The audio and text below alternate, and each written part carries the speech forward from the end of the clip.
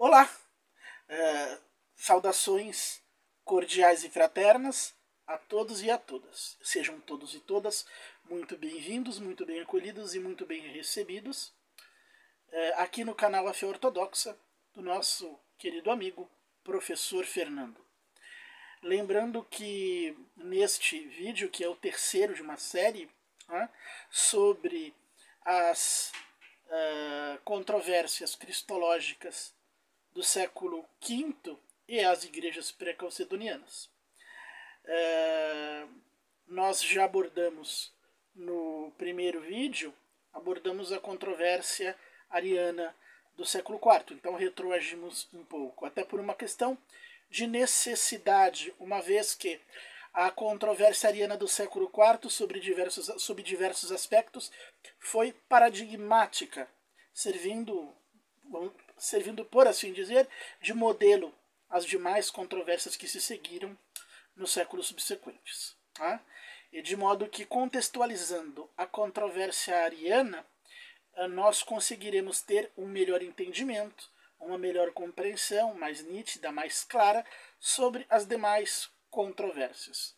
Também já abordamos, no segundo vídeo, a controvérsia nestoriana. Portanto, como disse, só nos resta, neste terceiro vídeo, nesta terceira gravação, abordar a controvérsia monofísica, que foi a última delas, por assim dizer, e que culminou em 451 com o Concílio de Calcedônia, o quarto concílio ecumênico.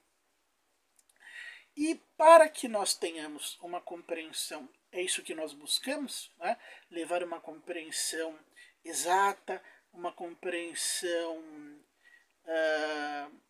clara, uma compreensão adequada de cada uma destas controvérsias. Para tanto, devemos refrescar a memória dos nossos ouvintes e retornar a um personagem a respeito dos quais já nos referimos nos outros vídeos, retornar a esse personagem e abordar mais uma vez o seu papel, o seu significado. E este personagem é Apolinário de Laodiceia. Eu não vou entrar aqui, é óbvio, na controvérsia sobre os dois Apolinários de Laodiceia, o pai e o filho, eram dois, o antigo e o jovem, as obras que pertencem a um, que pertencem a outro, e não vou entrar nesta questão um tanto controvertida, um tanto polêmica.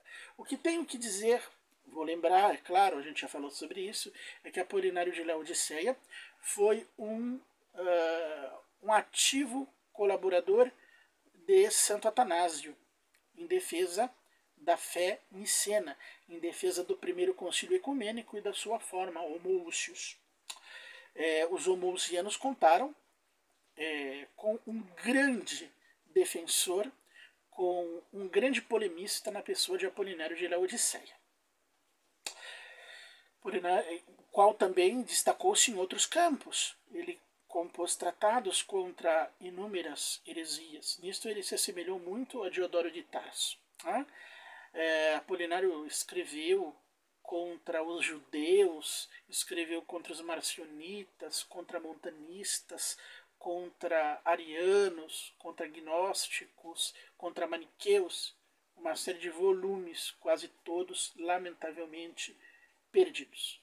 Também se destacou, tanto ele quanto seu filho se destacaram ambos no campo da pastoral, compuseram diversos hinos religiosos para serem cantados pelo povo durante as cerimônias.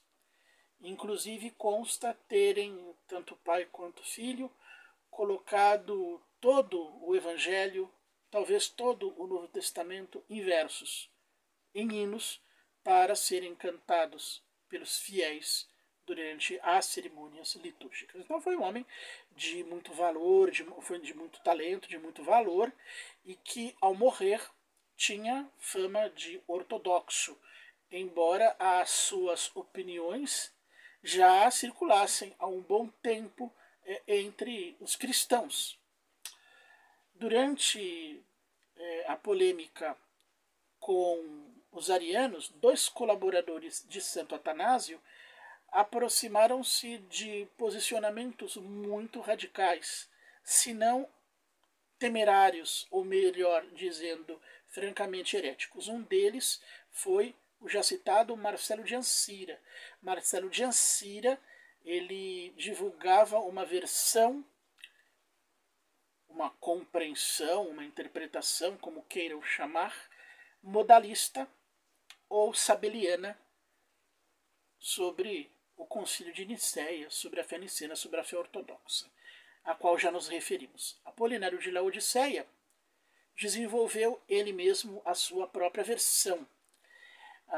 Já dissemos que para Apolinário de Laodiceia, o Cristo não passava de um humano incompleto, de um ser humano mutilado, em que o espírito ou a alma era substituído pela natureza divina.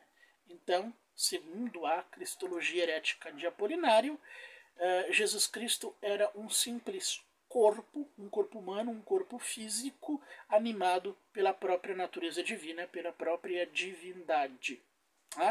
E essa foi a colaboração de Apolinário, feita aí, não sei sobre quais circunstâncias, não sabemos exatamente, durante a controvérsia ariana. O que nós sabemos é que esse ensinamento herético, desde o princípio, chocou o povo cristão, ou melhor, os cristãos ortodoxos, os cristãos nicênicos ficaram bastante chocados com esse ponto de vista. E durante o segundo concílio, o primeiro concílio de Constantinopla, o apolinarismo foi condenado irremissivelmente como herético, junto com o macedonismo.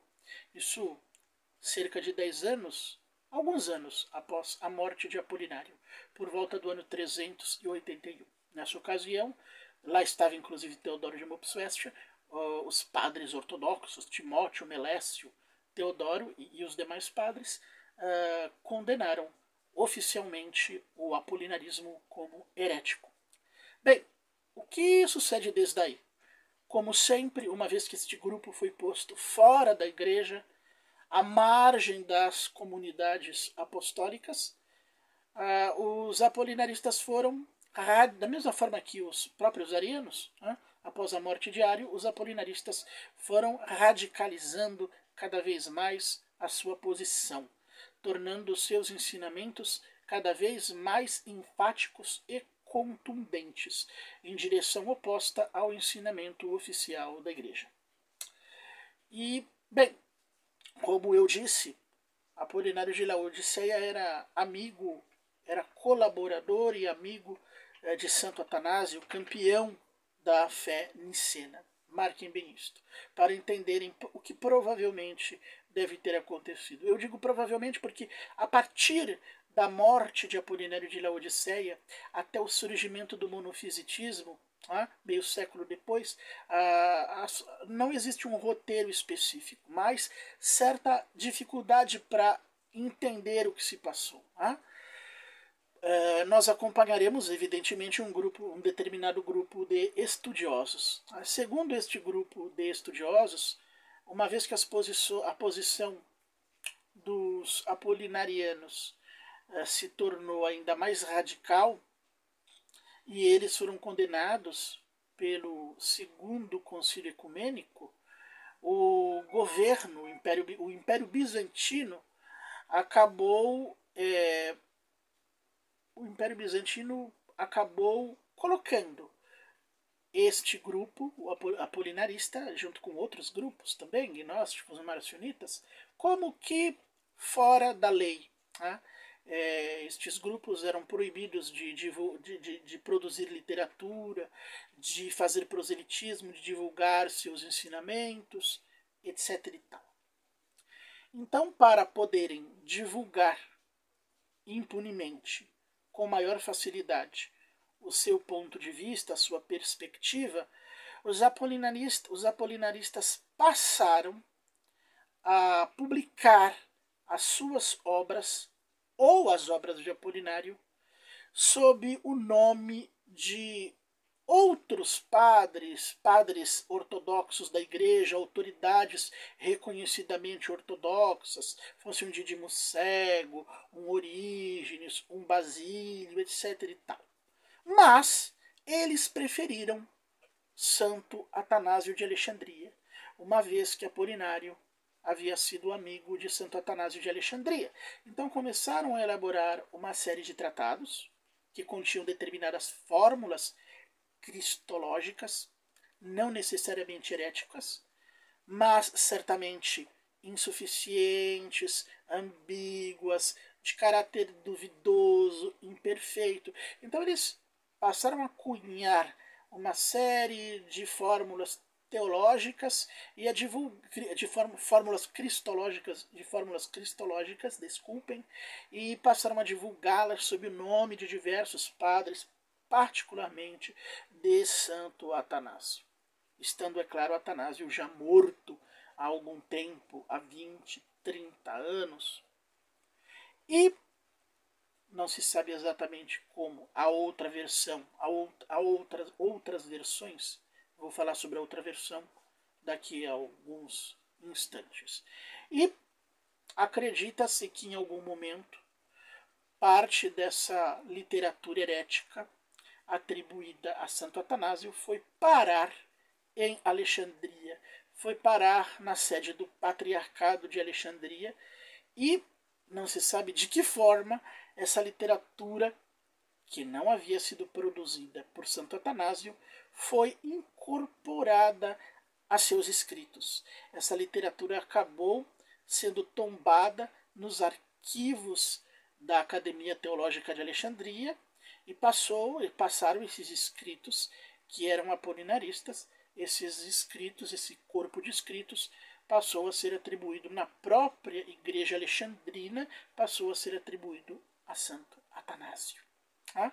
Essa é uma das hipóteses. Outras hipóteses é que, de fato, tendo Apolinário elaborado as suas fórmulas e produzido escritos já há um bom tempo, há décadas atrás, quando Santo Atanásio ainda vivia, outros acreditam que algumas cartas e tratados enviados a Alexandria, ou melhor, enviados ao próprio Santo Atanásio por Apolinário de Laodiceia, para que Atanásio examinasse, acabaram parando nos arquivos de Alexandria e acabaram, talvez porque não contassem com talvez porque não contassem, muito provavelmente, com o nome de Apolinário, não apresentassem a autoria de autoria de Apolinário, a assinatura, digamos assim, de Apolinário.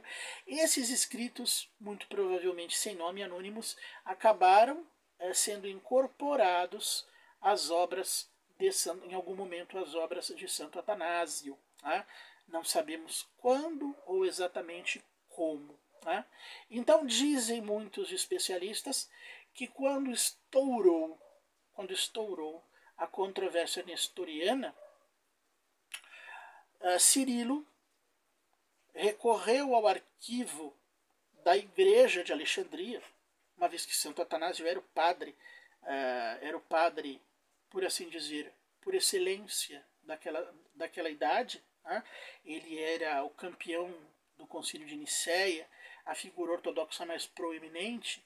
Então Cirilo tomou a medida de buscar nos arquivos da igreja de Alexandria, ele era patriarca de Alexandria, sucessor de Teófilo, sucessor de Atanásio, ele foi aos arquivos buscar material produzido pelo próprio Santo Atanásio para, com esse material, impugnar as opiniões, quer sejam de Nestório, eu não acredito que fossem de Nestório, mas dos colaboradores mais exaltados e, sem dúvida, heréticos de Nestório, ali presentes nos círculos de Constantinopla e de Antioquia.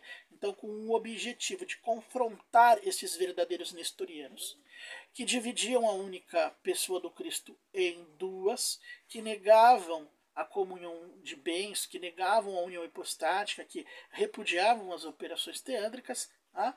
Lá foi Cirilo, a cata de escritos de Santo Atanásio contra a heresia nestoriana. E lá provavelmente encontrou um escrito de autoria do próprio Apolinário de Laodiceia, ou um pouco posterior, de autoria do seu círculo, com o nome de Atanásio, ou dentro do material do corpo Atanásio, do corpo literário produzido por Atanásio, ele encontrou um determinado escrito em que havia uma determinada fórmula que ele achou adequada, que Cirilo achou adequada para opor aos nestorianos. E esta fórmula, tomada a esse escrito apolinariano, é a famosa fórmula mia physis tu seu logu sesarcomene. Depois o professor Fernando, se tiver oportunidade, traduz aí e coloca a tradução direitinho aí para vocês. Que é basicamente duas naturezas em uma natureza. Que é um ponto de vista hoje chamado miafísica, do miafisitismo. E não tem nada, não expressa essa fórmula, não expressa monofisitismo, ela não é monofísica. Mas é uma fórmula, porém, é uma fórmula que poderia ser explorada com alguma dificuldade, poderia ser interpretada no sentido herético, no sentido monofísica. Mas foi a fórmula proposta por Cirilo, a fórmula divulgada por ele. E alguns dizem, outros pesquisadores, que esta fórmula foi cunhada pelo próprio Cirilo. Então não derivaria de apolinaristas, não derivaria de Apolinário de Laodiceia. Teria sido para alguns composta, elaborada pelo próprio Cirilo de Alexandria. E, portanto, é óbvio que esta fórmula o autor da fórmula, que era Cirilo, jamais pretendeu expressar qualquer grau, qualquer nível de monofisitismo. É uma fórmula, repito, ciriliana, que é conservada pelos coptas de Alexandria, pela igreja copta até os dias de hoje. E como falei sobre São João Crisóstomo, tenho que ser mais uma vez justo. Não há por que desconfiar desta fórmula, condenar esta fórmula, repudiar esta fórmula, supondo que seja ela monofísica. Mesmo pertencendo a Apolinário de Laodiceia, ou um círculo apolinariano, o máximo que poderíamos dizer sobre esta fórmula é que é uma fórmula arcaica, primitiva, insuficiente, ambígua e que, como disse, poderia ser explorada pelos monofísitas. Porém, se os monofísitas fizessem isso, cairiam no ridículo, uma vez que esta fórmula foi apresentada pela primeira vez por Cirilo, e Cirilo sempre afirmou categoricamente uma cristologia ortodoxa. Cirilo sempre ensinou a ortodoxia. Cirilo sempre podemos questionar sua santidade, podemos questionar suas ações religiosas, políticas, no que concerne a São João Crisóstomo em especial, a Diodoro de Tarso, a Teodoro de Mopsuestia, até mesmo com relação a Nestório ou Hipácia, mas não podemos pôr em dúvida ou questionar nem de longe a ortodoxia de Cirilo, que sempre sustentou uma cristologia plenamente ortodoxa. No entanto, a fórmula de que ele se utilizava era esta fórmula, mia physis tu seu logo, etc. Então ele apresenta esta fórmula, e esta fórmula é de alguma forma recebida pelo concílio, pelo terceiro concílio ecumênico, pelo concílio de Éfeso, sancionada de alguma maneira pelo concílio de Éfeso.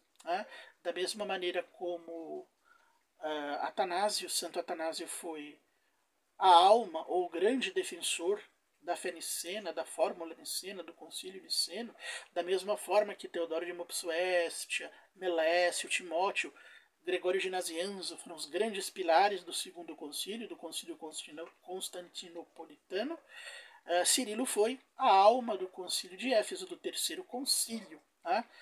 Foi o seu, por assim dizer, o pilar pilar de Éfeso, pilar do concílio efesino, do terceiro concílio. Isso coloca Cirilo no campo da cristologia acima de toda e qualquer suspeita. Tá?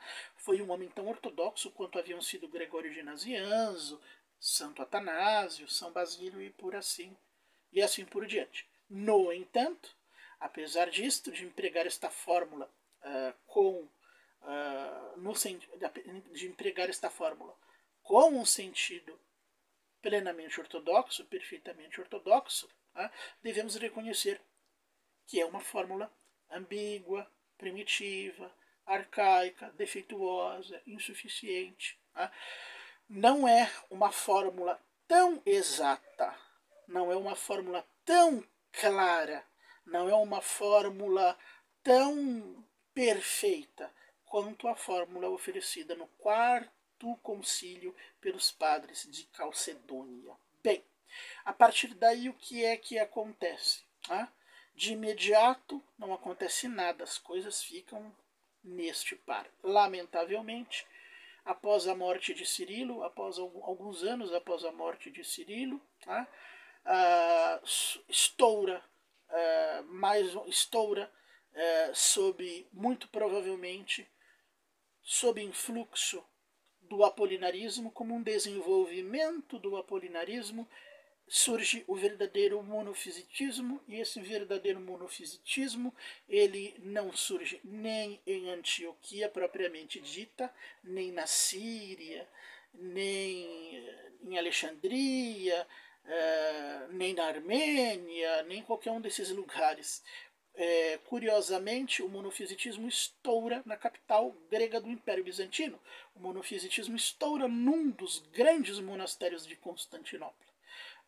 E o seu primeiro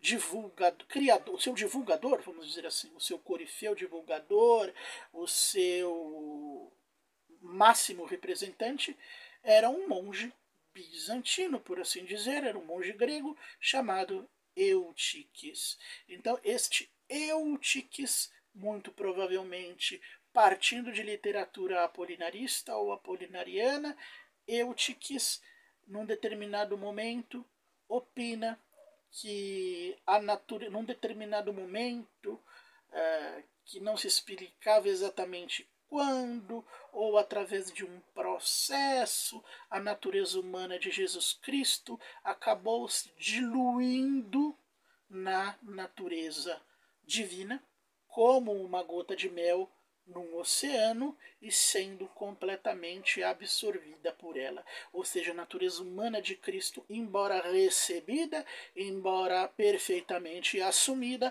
para Eutiques, em algum momento, a natureza humana do Cristo desaparece, cessa de existir e é absorvida pela natureza divina. Esta é a primeira expressão do monofisitismo. O monofisitismo teve muitas outras expressões em níveis e em graus diferenciados. Havia quem dizia que a natureza humana é absorvida pela natureza divina durante a ressurreição, outros diziam que a natureza humana diluiu-se na natureza divina, é um ponto de vista comum, após a ascensão do Senhor aos céus. Muitos diziam isto, que após a ascensão de Jesus, a natureza humana cessa de existir, e até que Juliano de Halicarnasso leva o monofisitismo aos confins da antiga heresia doceta, combatida com tanta veemência por Santo Inácio Mártir, porque Juliano de Halicarnasso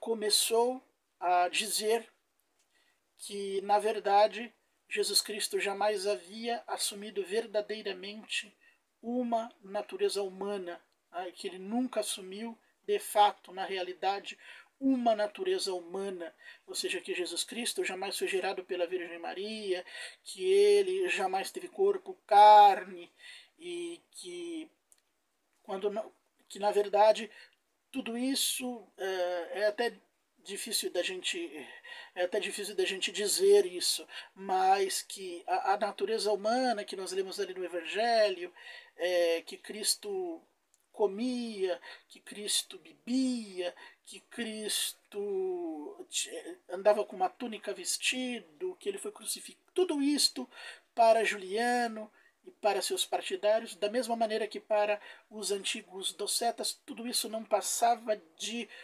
hologramas produzidos pela divindade. Uma verdadeira farsa, um verdadeiro teatro. Eram imagens fantásticas produzidas miraculosamente por Deus. Então não havia, Jesus não possuía Jesus não possuía um verdadeiro corpo humano, um corpo físico, um corpo biológico tomado. A Virgem Maria ela nem era mãe de Deus. Para esses monofísitas, ou melhor, para esses docetas posteriores, né, que representam o desenvolvimento máximo do monofisitismo, Jesus Cristo não tinha um corpo verdadeiro. Né? Jesus Cristo não possuía verdadeiro corpo, não possuía verdadeira natureza humana, né? Mas uma natureza aparente, um corpo aparente, um corpo feito de luz, um corpo espiritual, vamos dizer assim, absurdo, mas um corpo espiritual, um corpo não humano, um corpo não físico, né? Uma mera imagem, um corpo fantástico, como se fosse um fantasma, vai por aí afora. Né? Este foi o acabamento final dado ao monofisitismo por Juliano de Halicarnasso, tá? No século seguinte, já na época de Justiniano, de quem ele, Juliano de Halicarnasso, era bastante próximo por via da imperatriz Teodora. E esse Juliano causou grandes males a toda a igreja. Mas percebamos novamente que a heresia monofísita não surge na igreja egípcia, nem na igreja síria, nem na igreja armênia. A heresia monofísita surge na nossa igreja, na igreja grega, na igreja bizantina, de Constantinopla, na igreja imperial. É nessa igreja que estourou a controvérsia monofísita. E devemos, inclusive, deixar bem claro, reconhecer que, a princípio, essa heresia conquistou parte minoritária, é claro, sempre minoritária, mas conquistou parte da hierarquia bizantina, dos bispos e teólogos bizantinos. A primeira igreja em que essa heresia monofísita se implantou com sucesso foi a igreja de Constantinopla. Foram as nossas igrejas bizantinas, as igrejas gregas, chegando a se formar um partido, uma facção dentro da nossa igreja, da igreja bizantina, da igreja grega. Formou-se um partido, uma corrente, uma facção monofísita ou pró-monofísita. É importante também destacar que, por incrível que pareça, uma grande reação contra Eutiques e contra o monofisitismo partiu justamente da igreja egípcia, que hoje é injustamente, que passou a ser e hoje ainda é injustamente acusada por alguns de ser monofísita, o que é uma inverdade. Dióscoro, que foi um patriarca, posterior, sucessor de Cirilo, apesar de ser um homem mau e indigno, porque ele mandou espancar o mártir Flaviano, apesar disto, Dióscoro tinha uma ortodoxia ilibada. Sua cristologia era a cristologia ortodoxa.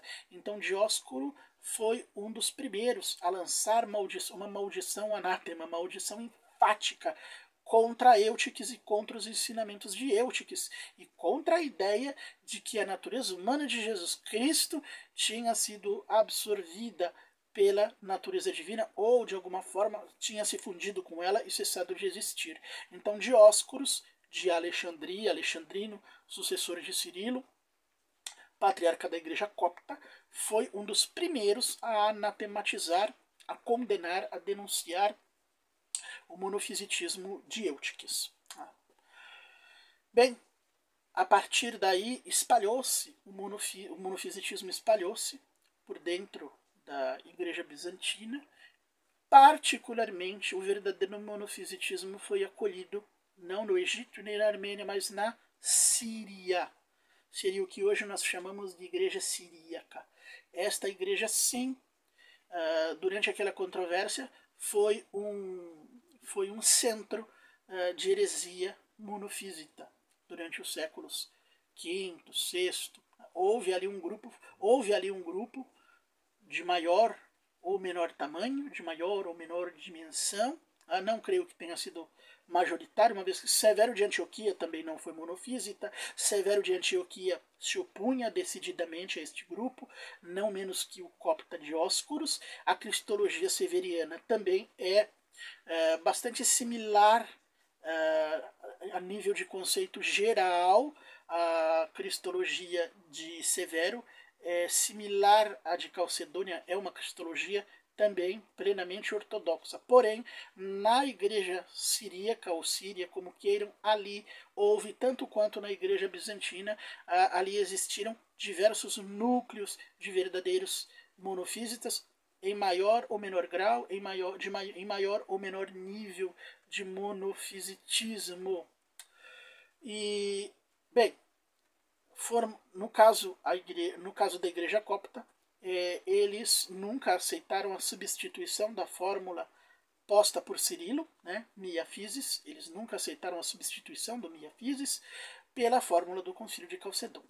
Então, no caso dos coptas, foi realmente uma questão de fórmula, uma questão de terminologia, uma questão de linguagem ou de palavras, uma controvérsia em termos de linguagem. Eles achavam que Cirilo era o suprassumo da ortodoxia, como havia sido Santo Atanásio, e que a fórmula de Cirilo era a melhor de todas as fórmulas possíveis e imagináveis. E nunca colocaram em questão abandonar a fórmula Mia Physis do seu Logu, que era a fórmula de Cirilo, e substituí-la em qualquer momento por uma fórmula dada pelo Concílio de Calcedônia.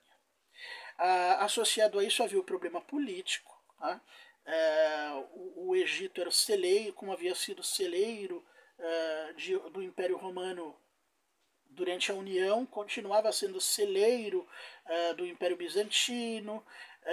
Os impostos eram muito caros, era tempo de crise social, de crise política. O governo dos basileus de Constantinopla era encarado como um governo bastante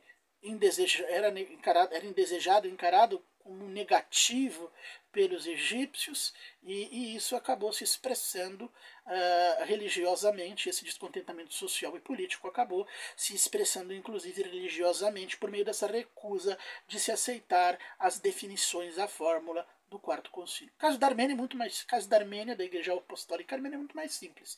Eles estavam guerreando contra os persas, eles estavam guerreando contra os persas sassânidas, que queriam conquistar a Armênia e converter os armênios à força ao mazdeísmo, ao zoroastrianismo, e por estarem em guerra, os seus bispos não puderam assistir ao concílio de Calcedônia.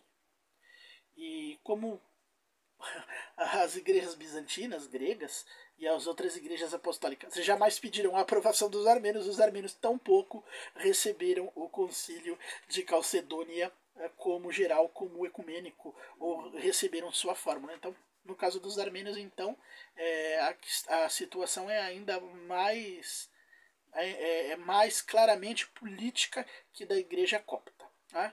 O único lugar em que houve realmente uma oposição doutrinal, uma controvérsia doutrinal por parte de um grupo pertencente a esta igreja foi a igreja siríaca ou a igreja da Síria. Ali durante algumas décadas ou durante alguns séculos houveram representantes dos diversos graus de monofisitismo. Aliás, inclusive, alguns receptivos às tonterias de Juliano de Halicarnasso, ao aftardocetismo, ao docetismo, a essas heresias todas. Tá? Bem, o que ocorreu subsequentemente? Como disse, os coptas nunca foram monofísitas. Os armênios, menos ainda. Tá? O que aconteceu propriamente na igreja siríaca? Tá? O que aconteceu na igreja da Síria? Tá? houve controvérsia externa, houve controvérsia interna durante 2, 3, 4 séculos. Uma multidão interminável de controvérsias, de polêmicas, de discussões em torno da ortodoxia e do monofisitismo e dos diversos graus e diversas seitas monofísitas, até que, felizmente, como era de se esperar, a totalidade da Igreja Siríaca foi também se aproximando, não da fórmula, mas do espírito de Calcedônia, e de modo que num determinado momento, todos os seus teólogos, todos os seus bispos reconciliaram-se com uma cristologia plenamente ortodoxa, na qual reconhecem a única pessoa de Cristo, as duas naturezas, a manutenção eterna da natureza humana de Cristo, a maternidade divina de Maria, etc. E tal. Então, num determinado momento, a Igreja Siríaca, em sua totalidade, abandonou, condenou as opiniões monofísitas como heréticas, e desde então o monofisitismo desapareceu por completo do Oriente e das igrejas, por assim dizer, apostólicas. O mesmo processo aconteceu de maneira um pouco diversa dentro das igrejas gregas ou bizantinas, onde o monofisitismo, mesmo após o Quarto Concílio, ele resistiu, se firmou nas suas posições, controlava algumas dioceses. Então, dentro da igreja bizantina, a erradicação do monofisitismo se deveu à ação mais ou menos política e mais ou menos violenta dos imperadores, que também, ao cabo de algumas dezenas de anos ou de séculos, foram erradicando o monofisitismo pelo simples fato de ter sido condenado irremissivelmente como herético durante o Quarto Concílio, o Concílio de Calcedônia. Então, no Império Bizantino, nas regiões controladas pelo Império Bizantino, a passagem pela ortodoxia para a ortodoxia foi forçada pelo poder político, pela coerção política, enquanto que nas igrejas sírias ou siríaca, após a conquista islâmica, a passagem se deu a nível mais discursivo, dentro de polêmicas e controvérsias, nas quais o monofisitismo, a heresia monofísita, foi perdendo força até cessar por completo de existir. E então a resposta é muito franca sobre a atualidade. Existe monofisitismo? Existem igrejas apostólicas monofísitas? Definitivamente não. A igreja copta, abençoada a igreja copta, a igreja da cruz, uma igreja duramente perseguida pelo Islã, mãe de inumeráveis mártires, a igreja copta jamais foi monofísita. A igreja armênia tampouco chegou a ser, tampouco assimilou a heresia monofísita em qualquer momento da sua história. E, como disse, na igreja siríaca, a heresia monofísita foi destruída por meio de um processo histórico, dentro do processo histórico, por meio de discussões teológicas, de controvérsias e de polêmicas. Restam o que pensar então hoje, sobre as igrejas pré-calcedonianas, tanto a Síria quanto o outro grupo a que pertencem coptas, siríacos e armênios. O que pensar sobre elas?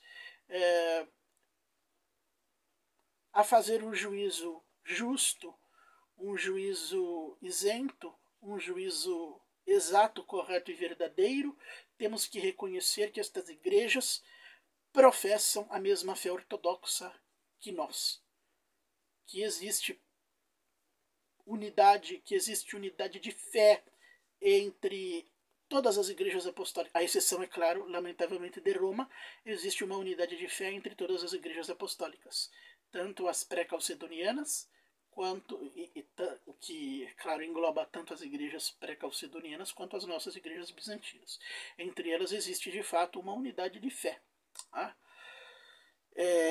Entre a igreja síria, copta, siríaca, armênia, grega, etíope, russa, sérvia, finlandesa, búlgara, malabar, acho que indiana, dizemos assim, porque eu às vezes confundo malabar com malankar. Uma delas é unida a Roma, é uniata. Então existe uma unidade de fé entre todas, existe uma verdadeira, uma real unidade de fé entre todas essas igrejas, inclusive no campo da cristologia. O que não existe é o reconhecimento de uma única fórmula, de uma única expressão para esta fé. Se expressa a mesma fé com expressões diferentes, com expressões distintas, com expressões, com fórmulas de maior ou menor, que gozam de maior ou menor exatidão. Fórmulas melhores, fórmulas boas, fórmulas menos boas, menos melhores, digamos assim. Então, a fé é expressa por fórmulas diferentes, algumas formas um tanto primitivas, um tanto arcaicas, um tanto ambíguas, como disse, imperfeitas, outras fórmulas melhores, tá? Como eu não tenho dúvida em colocar como uma fórmula tecnicamente melhor, uma fórmula mais exata, uma fórmula mais clara, uma fórmula mais desejável, a fórmula do Quarto Concílio de Calcedônia. Né? Mas as igrejas, as igrejas apostólicas a que me referi, muitas vezes por questões de ordem política e desentendimentos, políticos que se perpetuaram aí no curso da história, não aceitam a definição expressa, a definição formal de Calcedônia. Então eles rejeitam a fórmula, não usam, eles nem condenam mais, eles não usam a fórmula calcedoniana. Eles preferem não usar esta fórmula, fazem uso de outras fórmulas para expressar a mesma fé e para expressar a mesma cristologia. Fazem uso de fórmulas diferentes, como esta de São Cirilo, a Mia Physis, e de outras fórmulas. Então eles não se valem da terminologia calcedoniana decretada pelo Quarto Concílio. Tá? Deveríamos considerar estas igrejas que professam a mesma fé que nós, embora com outras fórmulas, com outras palavras não tão exatas, deveríamos considerar estas igrejas heréticas, apenas porque elas se recusam a empregar uma determinada fórmula conciliar.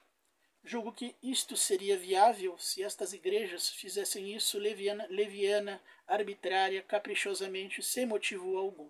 Mas nós já vimos que existiram motivos culturais, inclusive, para que e políticos, para que essas igrejas recusassem a adotar a mesma terminologia que a nossa, terminologia calcedoniana. Tá? Da mesma maneira como havíamos examinado a questão entre os nicenos e os semi-arianos, na verdade os semi-nicenos.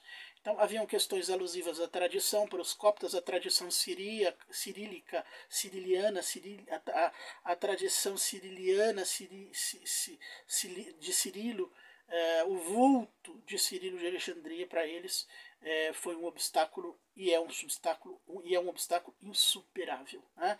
De alguma maneira pode-se dizer que os coptas chegaram talvez ao ponto de encarar Cirilo como os romanos encaram o Papa, ou como encaram Agostinho, como um super teólogo, super doutor, homem infalível, coisas do tipo. Tá? No caso da igreja armênia, esse desentendimento porque eles não foram convidados ao Quarto Concílio e não se perguntou, não se indagou sobre a opinião, sobre o ponto de vista deles, armênios. No caso dos siríacos, isso também envolve a posterior criação de outras fórmulas, as quais, por serem siríacas, postas em circulação naquela igreja, na língua aramaica, eles se apegaram, claro, a estas fórmulas. Então, não me parece em nenhum momento que qualquer uma destas igrejas, seja copta, armênia ou assiríaca, esteja negando o concílio, esteja contestando a definição formal do concílio de Calcedônia por maldade, por malignidade, por má fé, por desonestidade, muito menos por heresia. Tá?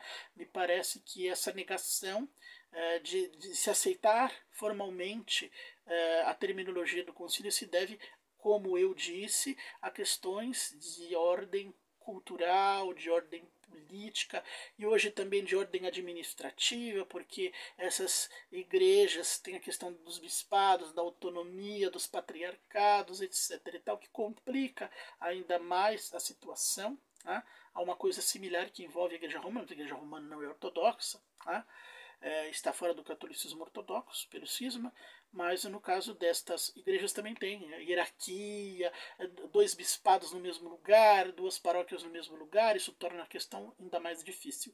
Então soma-se a questão cultural, soma-se a questão política, hoje em dia uma questão administrativa que se tornou também bastante complexa, e questões até questões de desentendimento humano, onde uns desejam que outros peçam desculpa. Né?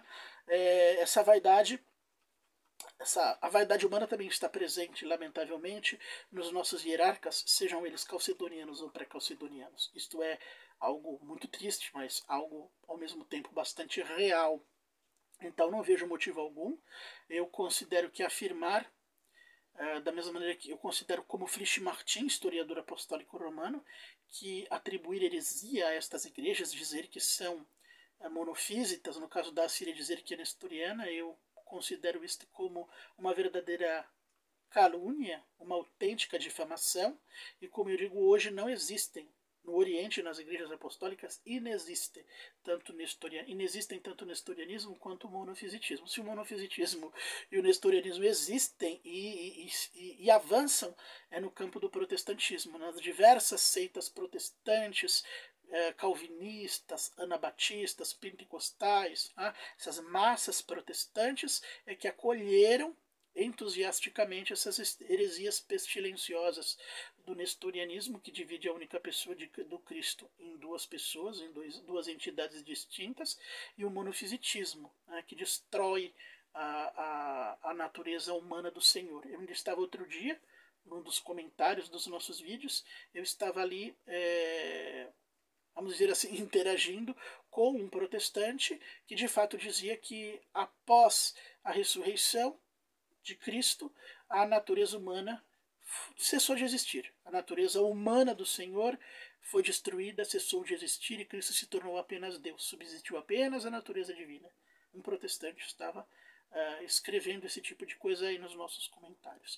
Então, se há algum campo, algum setor, alguma área da cristandade em que estas heresias, que felizmente desapareceram de nossas igrejas apostólicas, conforme a promessa do Divino Mestre, se algum lugar que acolheu essas pestilenciosas heresias foi o protestantismo. Né? Hoje não existem mais igrejas monofísitas ou igreja síria no Oriente, ou igreja nestoriana no Oriente. O que existe hoje são igreja síria, igreja copta, igreja armênia, igreja etíope, igreja siríaca, que são igrejas apostólicas irmãs das nossas igrejas bizantinas, e que,